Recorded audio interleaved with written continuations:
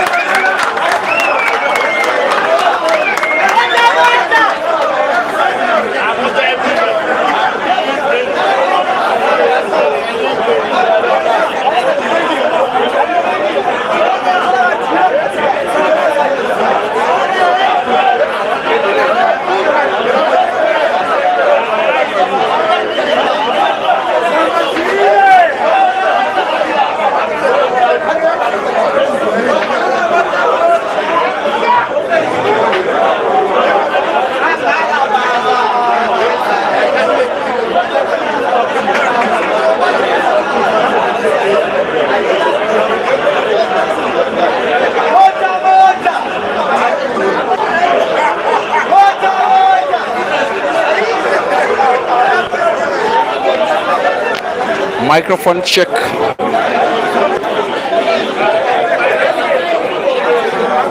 Microphone check.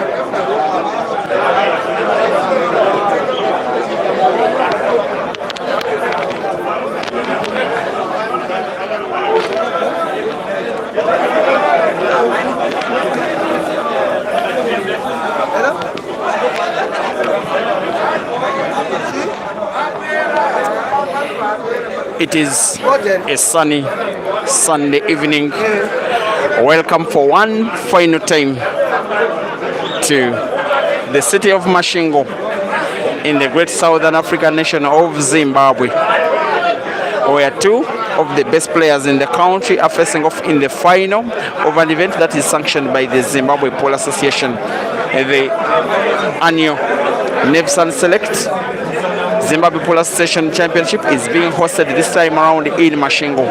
95 men as well as 43 ladies registered to participate, and yes, after 93 matches, this one is the 94th and the very last.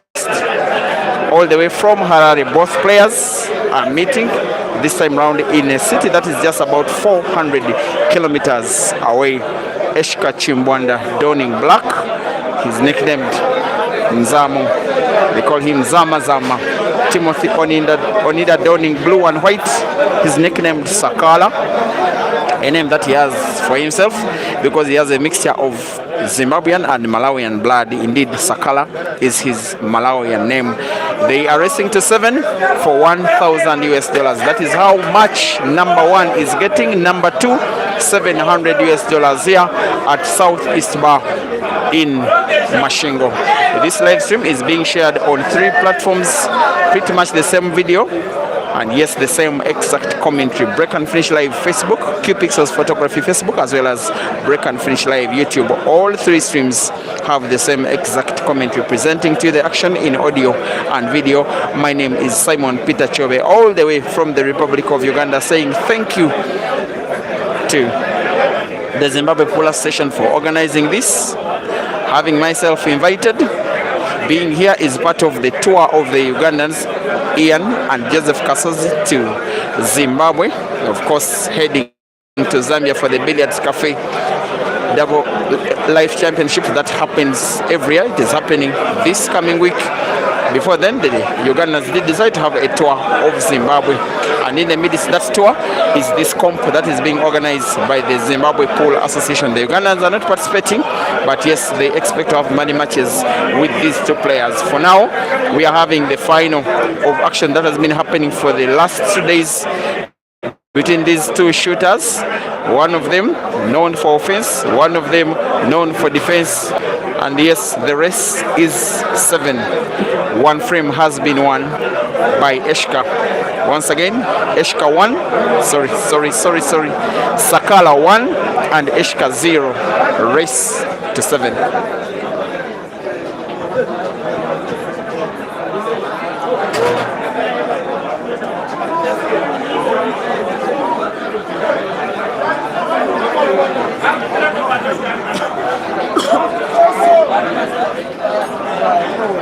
Under normal circumstances, you would expect a race to 7.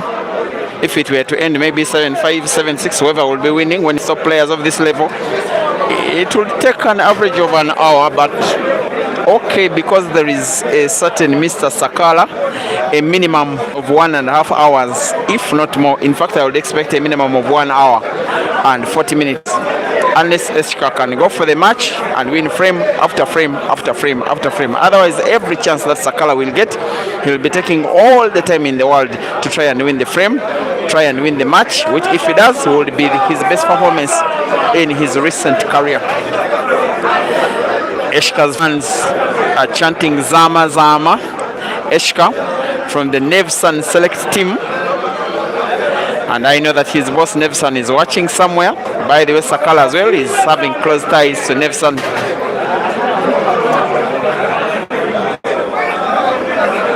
if you may remind yourselves, these two players have one of the most popular pictures in pool this year. When ESHCA won the Timeout International Carnival in Eldoret, yes, SAKALA lifted him high as though ESHCA didn't bear any weight. A sign of love, patriotism, of course love for their country.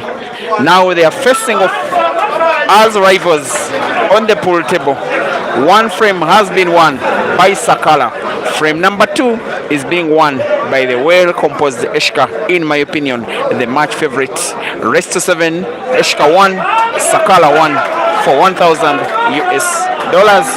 and the trophy and the pride.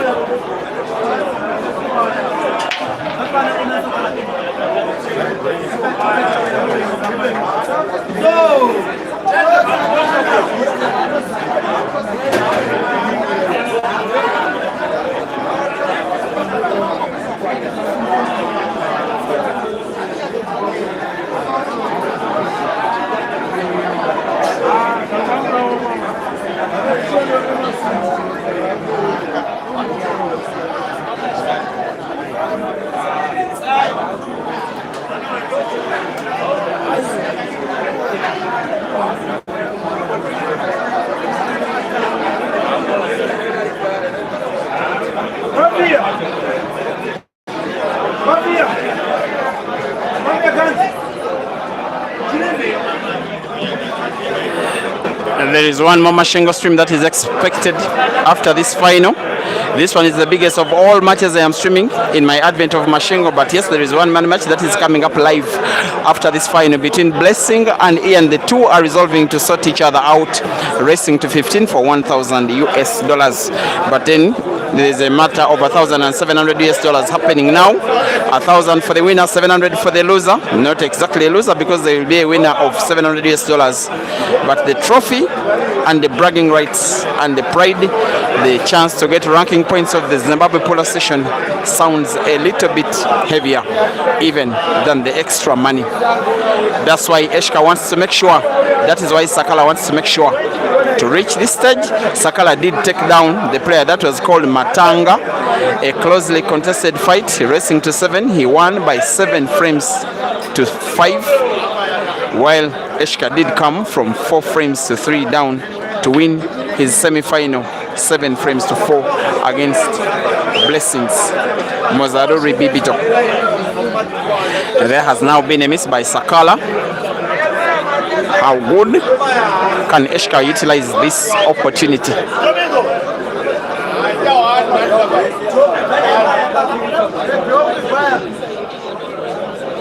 Thank you, Ephraim Jaramba, correcting me about the distance between Mashingo and Harare. Actually, when I was coming, a friend here told me that you are going to be on the road for 8 hours and 400 kilometers. So that's what I've been knowing. But we took 6 hours and a few minutes.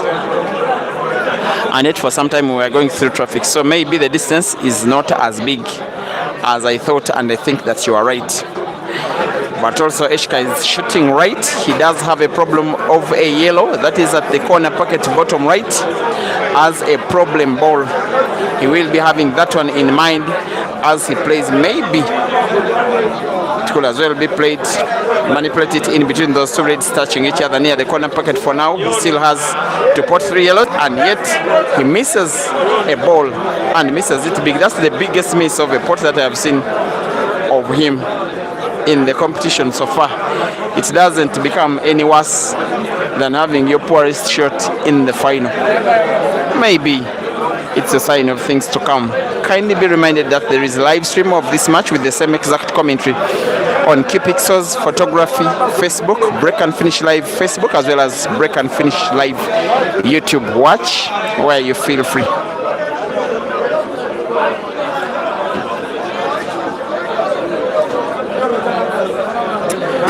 Tawanda Chakuvinga, thank you for watching.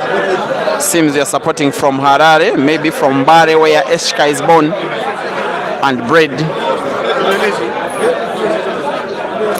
He will be entertaining you to a money match between himself and the Ugandan Joseph Kasozi. Perhaps tomorrow, if not Tuesday, depending on the time the players do reach Harare tomorrow. It's a technical foul, it's a technical snooker from Sakala, who will apply all of those tactics, even to stand a chance of taking down ESHCA, who without a shadow of doubt is a better shooter. ESHCA himself, by the way, knows how to play the technical game. If it is not impossible, if the player starts with red, it will tantamount to an intentional foul. But there was agreement that the cue ball was passable. That's why, even though ESHCA has played red first, it is only a standard foul, punishable by a free shot and another visit to Sakala. You get the feeling it could be just as good as a loss of frame foul, because I don't see any way Sakala will be failing to finish off this frame. If he does, it will be a long story, him trying to in the final. 1-1 foul, advantage Sakala. Simbi Alex, enjoying from Blawayo. Thank you very much for watching and enjoying. Please pass by Queens and send my regards to Boss Towers, who I suspect is watching this action as well. And we really look forward to the Queens International double elimination competition that should be happening just around May next year. And every year it just gets better. Zimbabwe is now another of the cradles of African pool. After this comp, there will be an international competition that is coming up on the 22nd and 23rd of December. Keep your fingers crossed for the Patriarchs Pool Championship that will be having 32 players in celebration of Prophet Makandiwa's life on earth. It will be played on his birthday in Harare, between players from South Africa, of course the might from Zimbabwe, 20 of them, some from Tanzania, some from Kenya, some from Zambia. The biggest number of invitees, by the wishes of the Prophet, will be going to the Ugandans.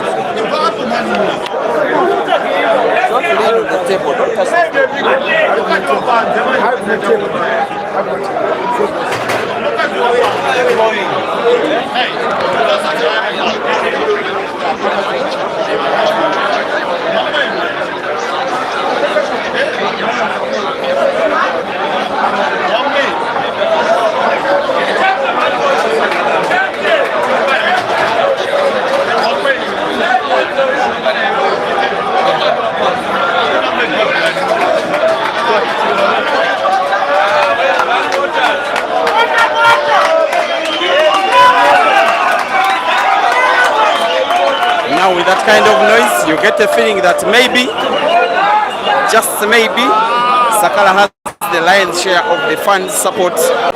He leads for the second time in the match by 2 frames to 1.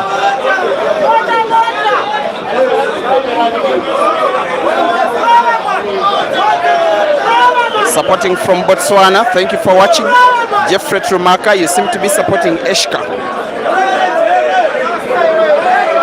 You're down, Jeffrey, by 2 frames to 1.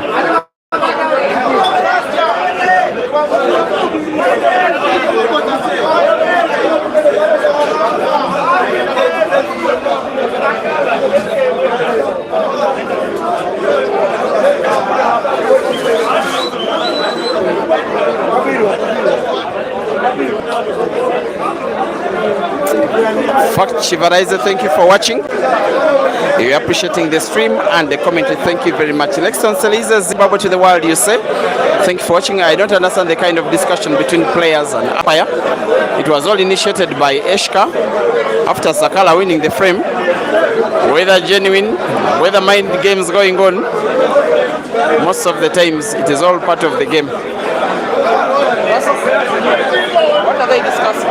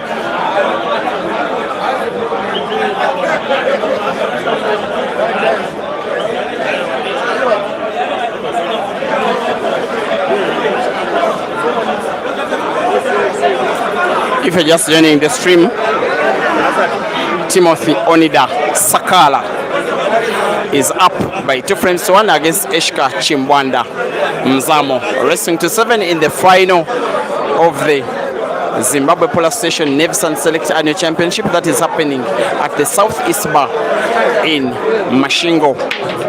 It's one of the last major towns when you're leaving Zimbabwe, heading out of the country to the Bait Bridge border between Zimbabwe and South Africa.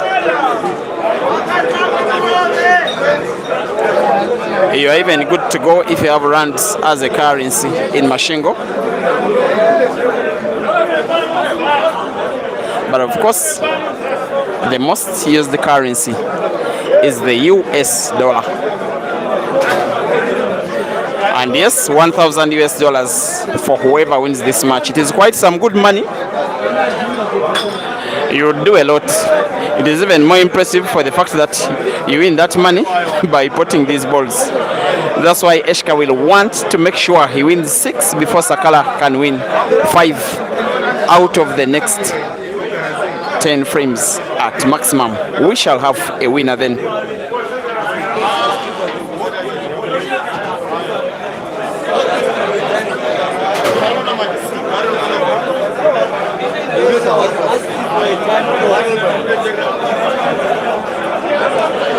Just been involved. The reason for that debate, call it, between ESHCA and Sakala and the umpire is that ESHCA was asking for timeout, which the umpire did not grant.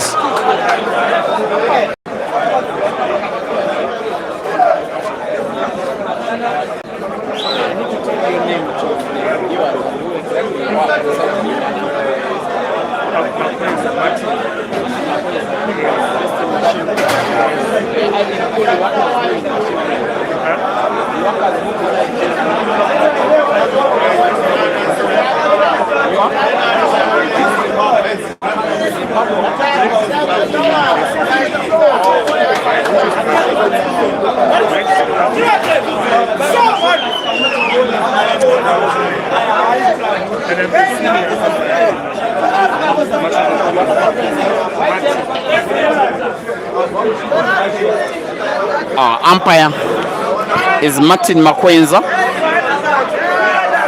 the seniorest umpire from the province of Mashingo, where we are. He's as well a worker, he says, at the great Zimbabwe University. And now he's having people like those in the game.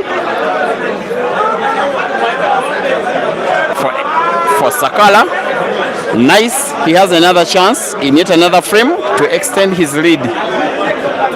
He seems to be wearing a very brave face, wanting to take down ESHCA this time around. He has lost so many finals, sometimes Sakala can be taken to be the near man of Zimbabwean pool, reaching so many finals, most especially the National Elite Players Association of Zimbabwe NEPA's events, many of them won by ESHCA. Now he's playing some kind of skill shot.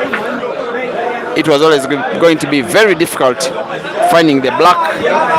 A foul. It is advantage Sakala.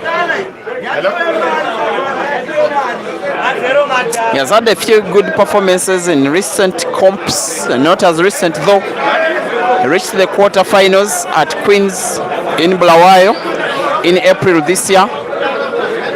He also reached the quarterfinals of the Grand Mchana Open Championship in 2023. It is in those two that I remember him amongst the top 8 elite of Africa in a comp that gathers all the top African champions. And yes, he is a great player. For ESHCA, no prizes to guess what his best achievement is. He's the current champion of the Timbuktu International Polo Carnival, winning a comp that had close to 200 players from all the major African playing countries, defeating Malawian Ginte in the final. He now has a chance to equalize if he can combine black and red to the same corner pocket in one shot, wanting to put both. Very good shooting from ESHCA. What a way to equalize. Now a race to 5 officially. In the final, it is ESHCA 2 and Sakala 2.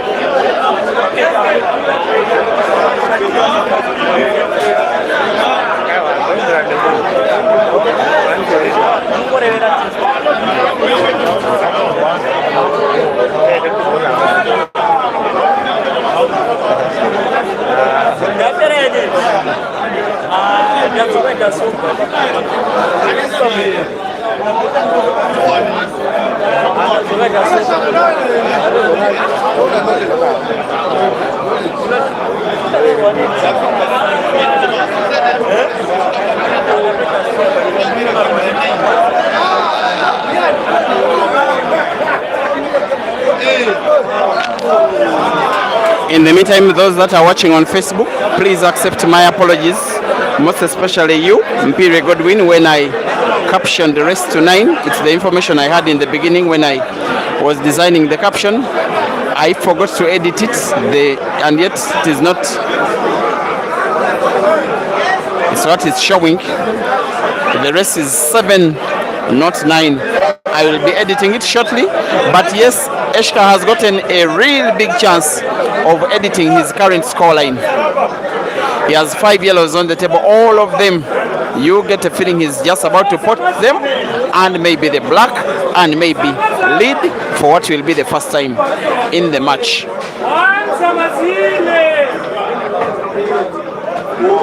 Here he comes. Every ball he puts gets him closer to getting the lead. A lead that will see him start to smell the better bit of the $1,000 cash prize for winning this match. After playing out for 2 days, this one is the last day of action, starting with the more difficult of the 2 balls. He gets it in. It was always going to be in. So composed, so calm, behaving on the table cool like a cucumber. ESHCA CHIMBWANDA on the verge of putting black, in my opinion, to the center pocket. He does have the perfect balance of power. As he moves the cue ball, needs to drag the cue ball a little bit and moves it into safety. the black into the pocket, the scoreboard into the lead. ESHCA 3 and SAKALA 2.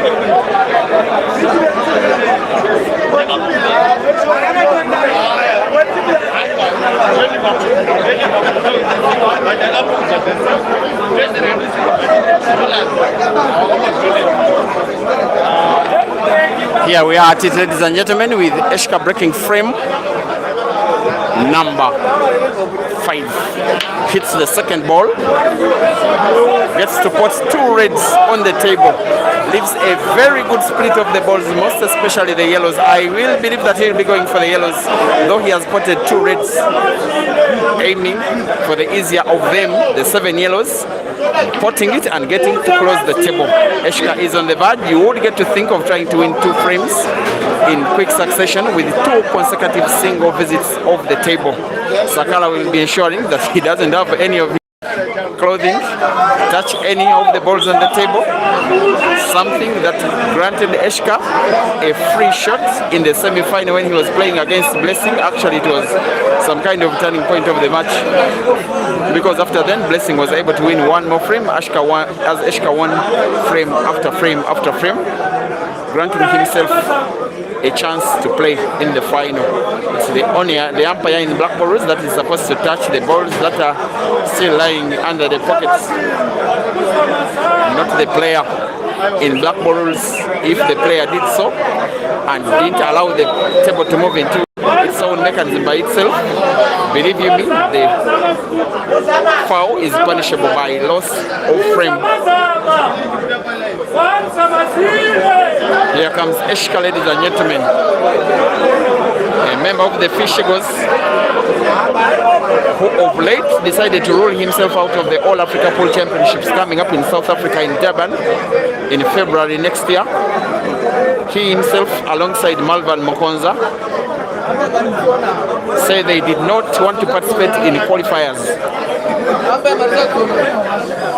And yes, the players who participated in the qualifiers are the group from which the official team that has now been summoned will be coming. There are some new entrants, the likes of Craig Nkala Pipiro, but one of the best of them all is vindicating his refusal to be participating in qualifiers. He says he has achieved enough not to play around with the young boys trying to compete for a place in the national team, yet he made Zimbabwe proud by winning a big international comp. Now he's on the verge of winning a big local comp, because yes, he's just about to extend his lead to 2 as SAKALA waits and hopes ESHCA shoots and when plays the cue ball. The pot of the black to the center pocket left will grant to ESHCA a 4th frame 1 out of 6. No shadow of a doubt, what is just about to happen from this kind of range, he will never ever miss. ESHCA CHIMBWANDA 4, Timothy ONIDA 2.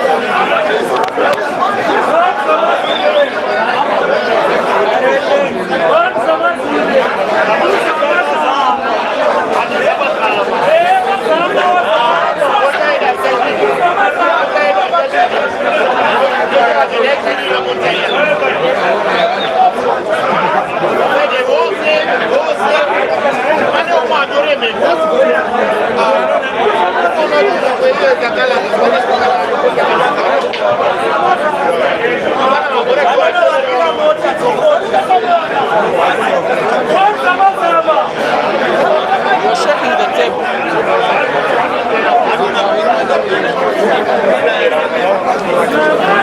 There's a little bit of lighting effect to the fact that there is no light balance. It is well visible, but in case you are getting issues, I am imploring you to have maximum lighting on your gadget, most especially if you are watching on a mobile phone. I know that most of us are anyway.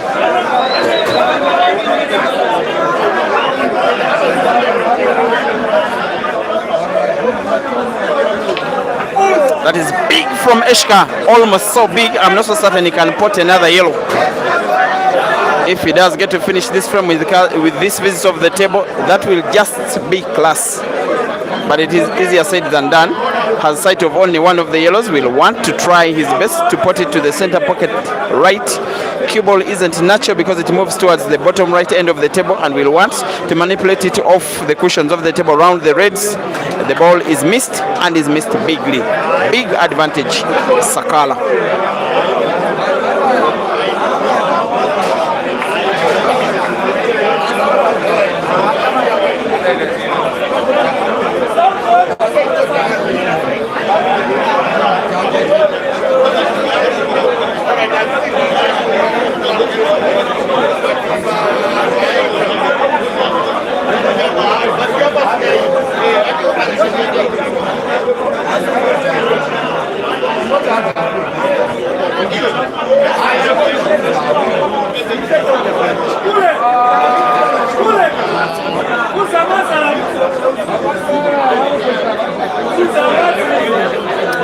Thank you for watching. Taurai Chipongo supporting ESHCA Matters, as you call ESHCA. On Pixels Photography, Terry Macha. Irvin Jasi, thank you for watching. And yes, Henry Mazaza.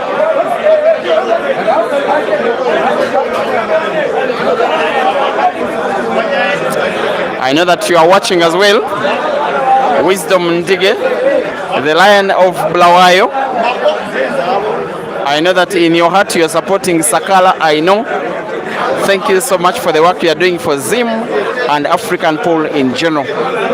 I know some very, very special people regarding pool from this pool crazy nation.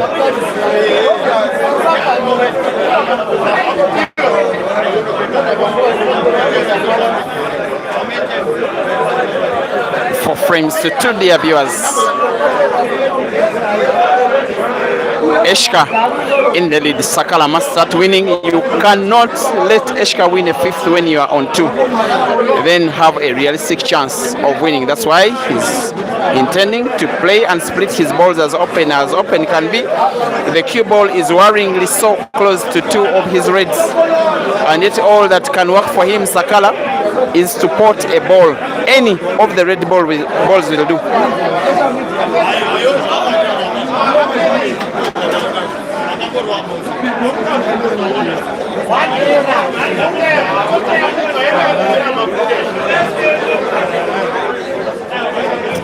Has to be careful not to stroke the cue ball twice. Because of how difficult it is to play legal, that's why he's deciding to have a change of shot. Apologies for the umpire's position, sometimes it is not avoidable. Yes, Sakala misses. Fortunate for him, he places ESHCA in the same exact position Sakala was, having the cue ball so close to ESHCA's yellow now. ESHCA is not happy with himself whatsoever, beating his body around the table. Whatever ESHCA is contemplating. He played yellow first with the idea to play defense. The shot is legal. Whether or not it's effective, we can know from what Sakala is just what to do next. If we can make one ball. The red closest to the cue ball is portable in a straight shot only to the diagonal corner pocket top right of the screen. And he really must try. He's been playing so well. not just in the competition, but also in the one-man match that he did play, taking down the Ugandan Joseph Kasozi Thursday early in the week. This time round, under the weight of pressure, he misses what would be a very, very critical ball. And his body language says it all. Not happy with himself, not even a single bit.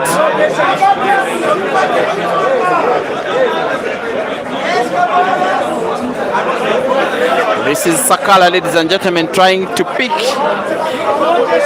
what it is. ESHCA, ladies and gentlemen, trying to pick what Sakala has thrown away.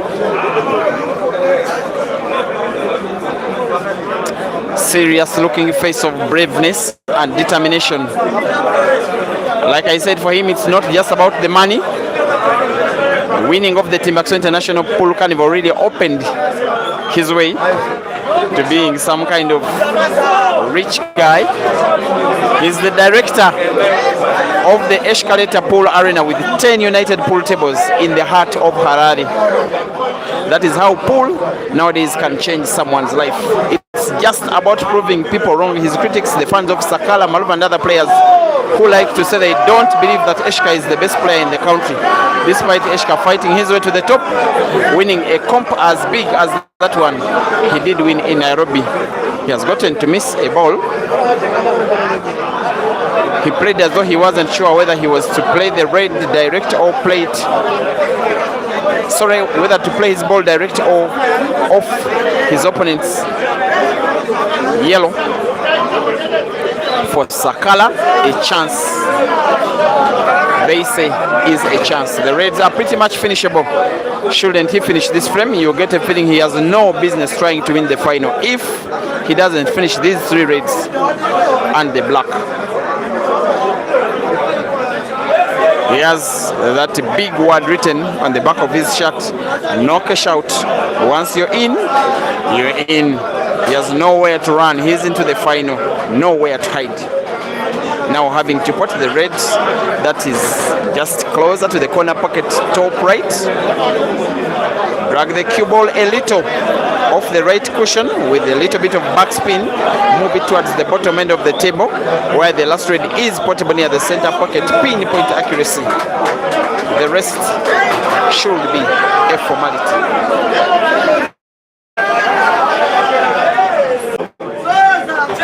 Timothy, ONIDA 3, ESHCA, CHIMBWANDA 4.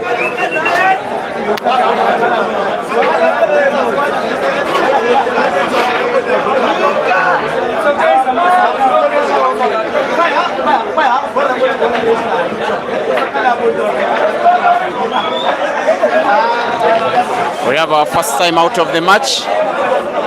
Requested for and granted. Requested by and granted to Sakala. It will take just about 3 minutes. The stream will remain on, but commentary will resume with the resumption of play. Once again, ESHCA 4 and Sakala 3.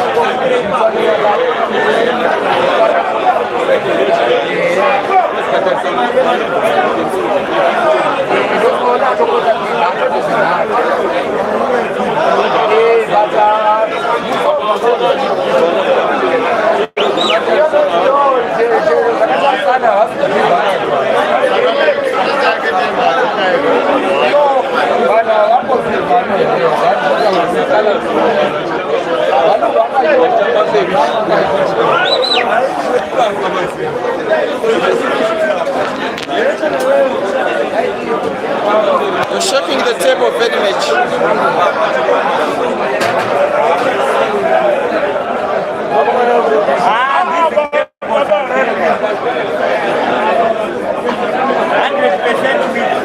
Yeah, they're very bad. They're the only ones around.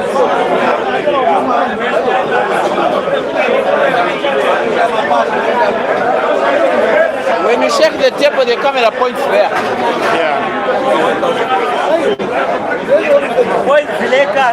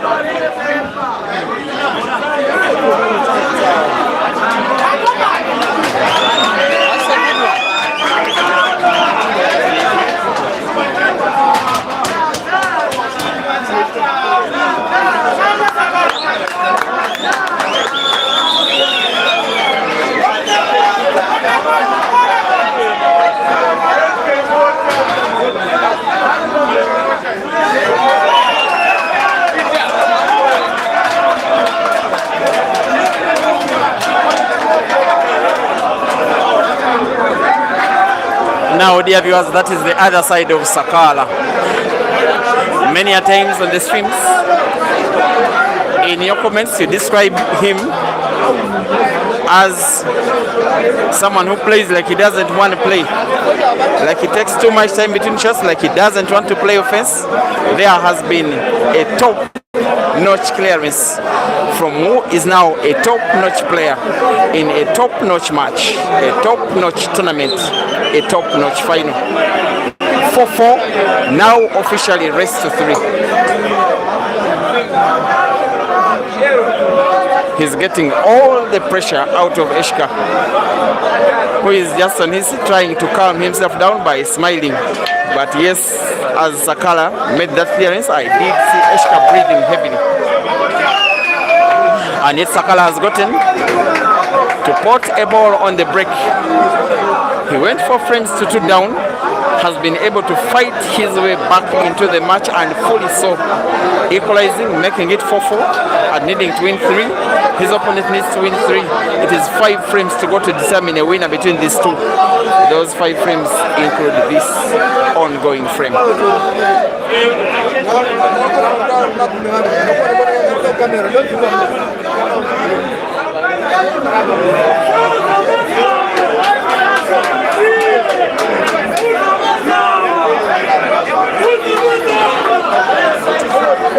That miss can, however, be costly. The rule of engagement in the game, however hard you may be trying, don't drop your guard. Though Sakala has won 2 frames very well before and after timeout, he has to be reminded that he's facing a top-class player who is more than able of utilizing any chances, in fact even half chances ESHCA likes to take them away. It's just that Sakala has been able to play ESHCA in pressure of fearing what is maybe just about to come, because yes, it is realistic that ESHCA can now be beaten in the final, just that now it is him in attack. You can see how he's gliding the cue ball around the cushions of the table. A tempting shot in which he could simply play not to pot, or cut the black, cut the yellow, play the cue ball into the black and split the frame open. That's exactly what he's doing, and doing so well. Pretty finishable frame now. Could start with one of 3 yellows that are all potable with some kind of ease. Deciding to start with the easiest of them all, playing perhaps with backspin, cue ball played into the block. Could decide perhaps to play 1 yellow into another, connecting it, putting to the center pocket. Just like that, should be good to go.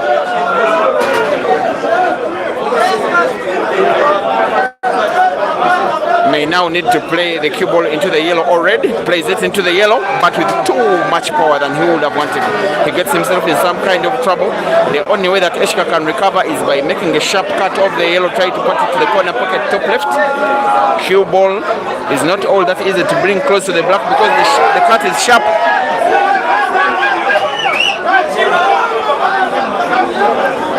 He has left the cue ball now frozen right against the cushion. A moment of pressure that can easily be the turning point of the match, whether in favor or against favor of ESHCA. The diagonal pot of the black to the corner pocket bottom left is the intention, and it's in. He recovers like the champion he indeed is. The frame is won by ESHCA, who now leads by 5 frames.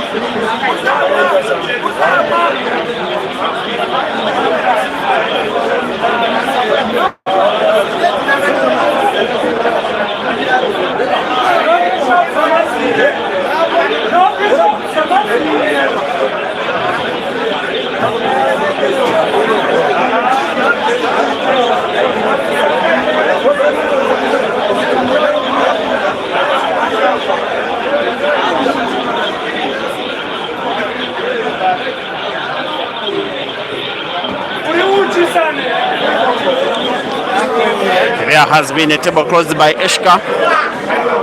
The situation is becoming tenser. He can only relieve the tension if he can make a clearance of this yellow's frame, such that he would need to win 1 out of 3. If he doesn't, it will be him and SAKALA both needing to win 2 out of the next 3. And when you're ESHCA, SAKALA is too good to allow come that close to you.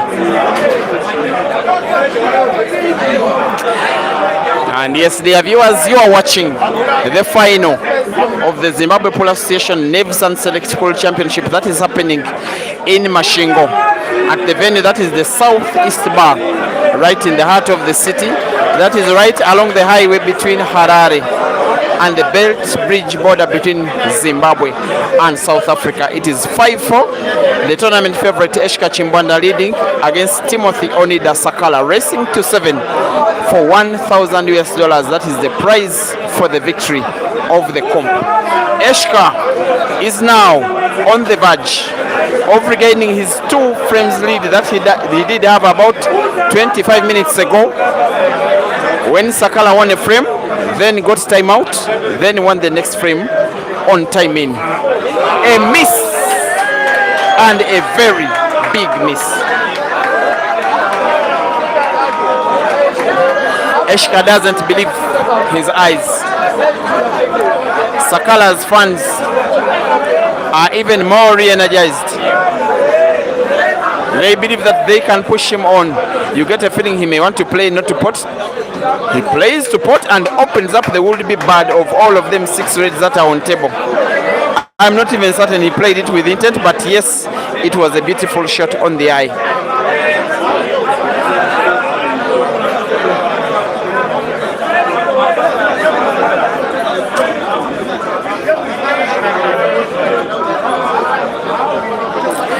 You are watching Zimbabwean pool plus.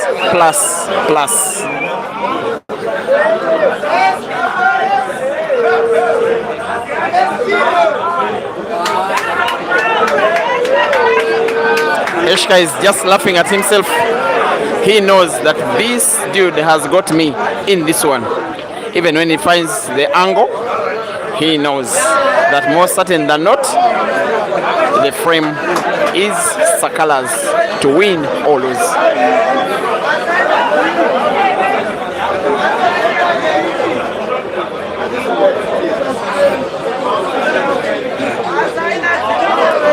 Here we are once again. He has to make sure that he pots for as long as ESHCA has sight of the yellow. He can produce something big. You would fancy that now that potting is not that certain, SAKALA may want to play not to pot, or else go for the pot only when absolutely sure he's going for a snooker, and snooker he does. ESHCA comes onto the table with a smile, not exactly a very winning smile, as if he's happy. He's laughing at himself at a chance he got to win, which he then didn't utilize. He's good at finding angles. He's a very good player. But then the dynamics at play are putting SAKALA still in pinpoint favorite position to win the frame.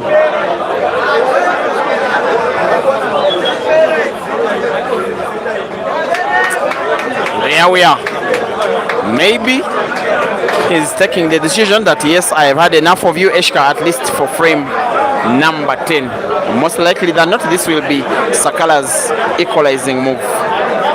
Just a bounce of the cue ball off the cushion. And yes, the cue ball is natural for him to pot both reds around the middle of the table to corresponding center pockets, right and left. He needs to leave some cut between white and next red. He instead opts to play the cue ball towards the top end of the table. Maybe it is the better shot at the end of the day, but can only make it count if he puts the same ball, manipulating the cue ball for the last ball. He has to have the bounce of the cue ball off the cushion, move it towards around the area where there is the black. Better still, play it with backspin, move it towards the left direction. Goes for the backspin. I think he's okay. As long as he's on target with a simple roll, white will be natural for black. Big moment in the match, this one, most especially from the Sakala perspective. He knows that it's just pressure. It's him playing against himself. On a normal practice session, he will report this one with ease. This is not training. This is the final with $1,000 at stake. The aim is just to pot, and yes, he pots. The rest is a formality. Sakala 5, ESHCA 5, rest to 7 is now rest to 2.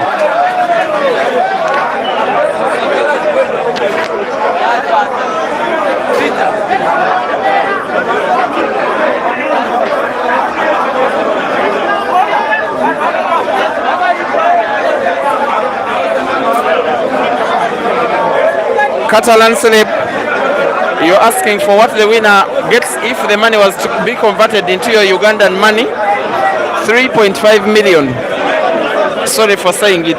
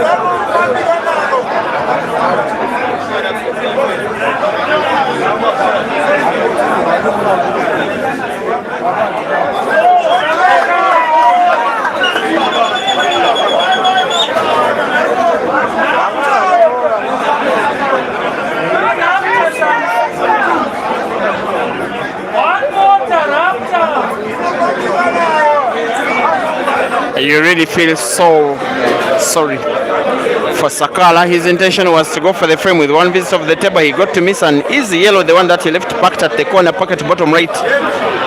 an opening he created for ESHCA, a player that good to go for the frame. Normally, many a times, ESHCA will say, thank you. Now he has that red, which is just around the middle of the table. He simply needs to roll it to the corner pocket, bottom left. Cue ball will be natural for the last red, also portable to the same corner pocket. He may have to tap it, simply to avoid himself getting snookered with some kind of backspin. Beautiful from ESHCA. What he has as some kind of problem is now the position of the black.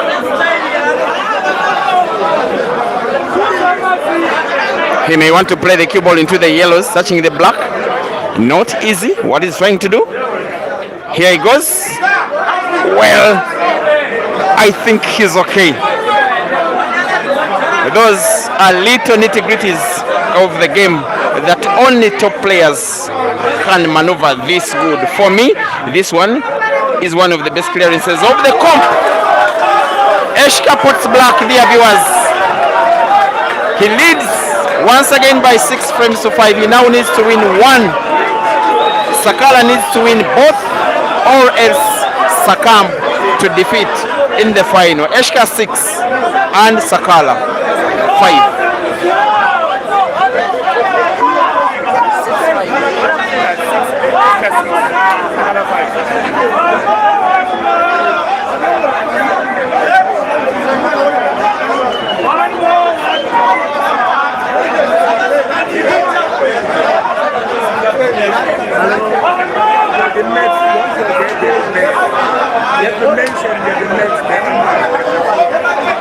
But for the rest, they said that means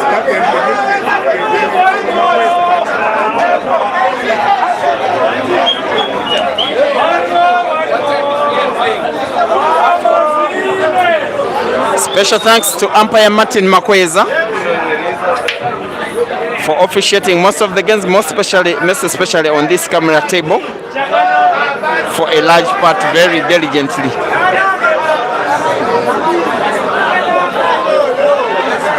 He needs to officiate either 1 or 2 more frames, and his work will go down as a very good day's work.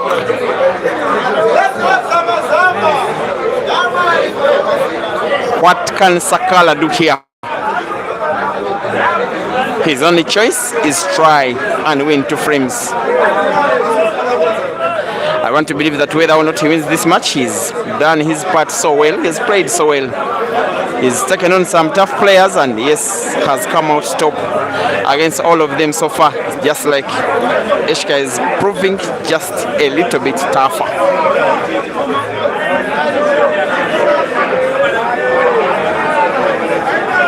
And I just have a feeling in me that the turnaround of ESHCA's resurgence of form must have been that tour of Uganda. He got so many challenges. He's one of the 2 players between himself and Maluva that the Ugandans want to play with anytime, any day, anywhere, any race, any money. He won 1 money match and lost 2 in the country. Reached a final of 164-man comp, lost to the Ugandan Ibrahim Sejemba by a relatively big score. In all other weekly comps, he wasn't anywhere among the prizes. But when he returned home, as though those long races against the Ugandan players and the daily weekly comps made him a stronger player, most especially in the mind. He has made himself almost unbeatable. In the last year, he won 6 events of the National Elite Players Association of Zimbabwe, NEPAs, out of 8, as in 6 out of 8. All of them with good money, wrapping up his dominance of Zimbabwean pool by winning the Timeout International Carnival in Kenya, making himself the one and only winner of such a big African comp. Locally, he's been nothing short of dominant. Unless SAKALA can shock him by winning this frame, then taking the match to the wire, and then winning the decider. That will not happen as long as he is missing balls as this. Now SAKALA has had that very daring look at the game while ESHCA has made an even more daring look at Sakala's face, as though he's saying, boy, what have you done? Aren't you aware that I can easily take you down if you miss a ball this easy? You get a feeling that ESHCA played on purpose not to put. I don't think he would miss a ball that easy from that kind of range. Though Sakala has a red ball in sight, and I believe Portable, the one at the top end of the table. I want to believe from my camera angle that it is Portable.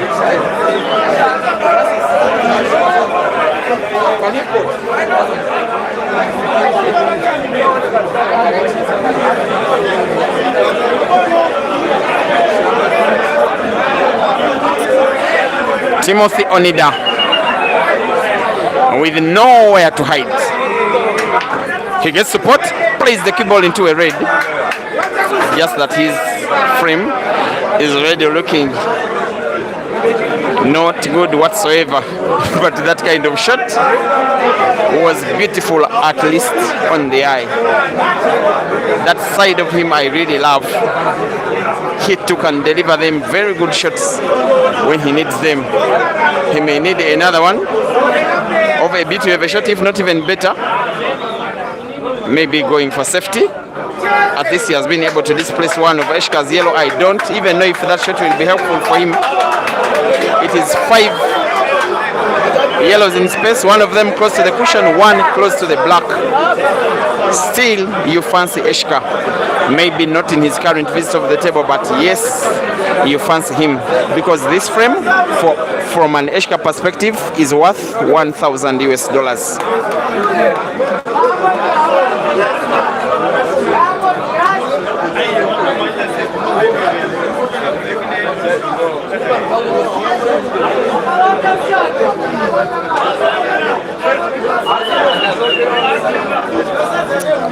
And out of sorts, Sakala,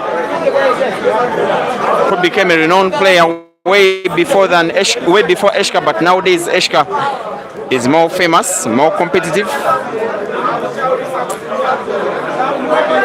It's just that this year we are ending has not really been seeing the very best of ESHCA. He has gotten a few results himself there in between, reaching the quarterfinals in Blawayo, now playing a beauty of a shot when he needs to play one. Only that would have done. Combining the cue ball into ESHCA's ball, which was packed, and getting to pot it, that yellow, and yet he was able to play his own red on target at the corresponding corner pocket quite easily. The best shot in the final so far from the one and only Sakala Motors. Still has work to do, even to stand a chance of winning this frame later on the final. That shot he has just played could turn around this frame, maybe the match. Yes, there is a chance. Those two reds are in space, they are portable. What will be left to see if he tries to put the last red in the same shot, in which he manipulates cue ball well for the black, and then gets to put the black, and then take this final into a divider, a decider, into the wire. Has to play this with top spin and avoid getting himself snookered behind one of ESHCA's yellow. It has to be power balance, it has to be top spin. Seems to get himself snookered. The commentator's curse seems to have hit Sakala, and has hit him hard. And wants to find black off the cushion. Off the cushion, finds black, leaves it in space, only space enough, sufficient for ESHCA to believe that that was the last shot that Sakala will be playing in the final, and yes, in the tournament in its entirety. The job for ESHCA is to put 5 yellows and the black and make himself $1,000 richer. And yes, this is the moment of truth. Stand up Zimbabwe, stand up Harare, stand up in the most particular reference Mbari, the hometown of ESHCA. Your boy is on the verge of bringing this one home. It is now 2 yellows, and then the black, and then the trophy, the victory of the competition, the $1,000 and the reaffirmation of his current status as the best player in the country of Zimbabwe right now. Needing to put now yellow and black to the corresponding corner pockets, top right and bottom right, for him to take the victory home. 1 ball to go for ESHCA CHIMBWANDA, the pride of Mbari, the express of Harare, the finest in Zimbabwe at the moment. On the black, he aims and shoots and wins the competition. And yes, after 94 matches, the last one of them all has reaffirmed the country's #1 ranked player as indeed the best in the land. In the final, the score has ended 7 frames to 5 in favor of ESHCA against SAKALA. Thank you for viewing. I wish you a wonderful rest of the evening. See you in the next one. 1, 2.